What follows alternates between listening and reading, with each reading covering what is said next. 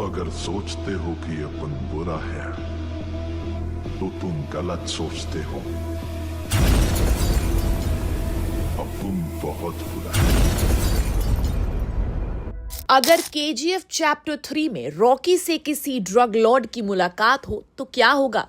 Drug का नाम सुनकर ही हमें नशे हो रहे हैं। खैर मजाक किया, पर रॉकी जैसे एक गोल्ड स्मगलर की ऐसे किसी स्मगलर से मुलाकात क्यों हो सकती है और कैसे? तो रुकिए बताते हैं। याद करो चैप्टर 2 का वो पोस्ट क्रेडिट सीन है जिसमें हमने देखा था कि प्राइम मिनिस्टर रमिका सेन से मिलने एक CIA एजेंट आता है, एक फाइल, और उस फाइल का नाम होता है अल्फा 791। अब 79 का मतलब है ईयर 1979 एंड अल्फा का मतलब बड़े से बड़ा या मोर पावरफुल। तो मतलब बड़े से बड़ा एंड पावरफुल क्राइम, ऐसा इसकी मीनिंग है। हम यहां निकाल सकते हैं जिसकी वो फाइल होगी। तो इसलिए 1979 से 81 तक क्या क्या हुआ, इसके ऊपर चैप्टर 3 की कहानी बेस्ड होगी। ऐसे में एक थ्योरी बनाई जा रही है जिसमें एक बहुत बड़ा नाम सामने आता है, वो है पैब्लो एस्कोबार का। अब ये वो इंसान है जिसे 90s के दशक का मोस्ट वांटेड गुंडा कहा जाता था। इनके खिलाफ काफी सारे केसेस रजिस्टर्ड थे। देखा जाए तो ये एक ड्रग लॉर्ड थे जिसे किंग ऑफ कोकेन कहा जाता था, और इसने भी अपने दौर में वायलेंस की हद पार कर दी थी।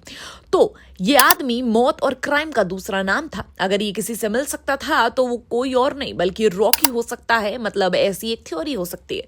पर क्यों? क्योंकि 14 मार्च 1979 का एक न्यूज़पेपर है जिसमें इस ड्रग लॉर्ड के बारे में बताया गया। उसे एक गोल्ड स्मगलर मिलने आया था, तो क्या पता वो रॉकी हो सकता है। और देखो, gold smuggler and drug smuggler की मुलाकात होना तो कोई आम बात होती नहीं है। ये तो जहरीली साजिश हो सकती है।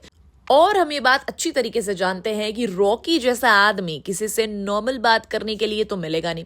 तो देखा जाए तो काफी ज्यादा कंफ्यूजन है इसमें। लेकिन इन दोनों के बीच एक कॉमन चीज है, दोनों का ख्वाब था दुनिया का सबसे अमीर इंसान बनने का। वैसे उस दौरान कोलंबिया के एक मेट्रोपॉलिटन पुलिस स्टेशन की भी धज्जियां उड़ाई गई थी, ऐसा कहा गया था। चैप्टर 2 में भी एक ऐसा सीन है जहां एक सोने के बिस्किट के लिए रॉकी ने पुलिस स्टेशन की धज्जियां उड़ा दी। याद आया?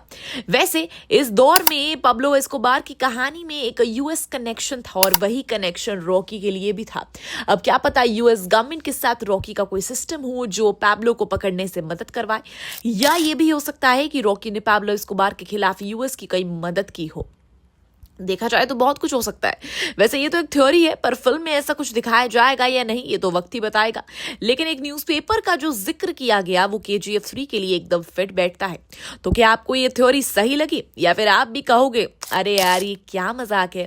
पर अगर ये थ्योरी तुम्हें थोड़ी सी कूल लगी हो तो लाइक जरूर कर देना, चैनल को सब्सक्राइब कर दो, एंड नीचे कमेंट्स में अपनी राय जरूर बताना कि तुम्हारी क्या राय है इस चीज पे। कितना एक्साइटेड हैं आप KGF चैप्टर 3 के लिए, हमें कमेंट सेक्शन में जरूर बताइएगा। And till then keep watching Bollygrad studios.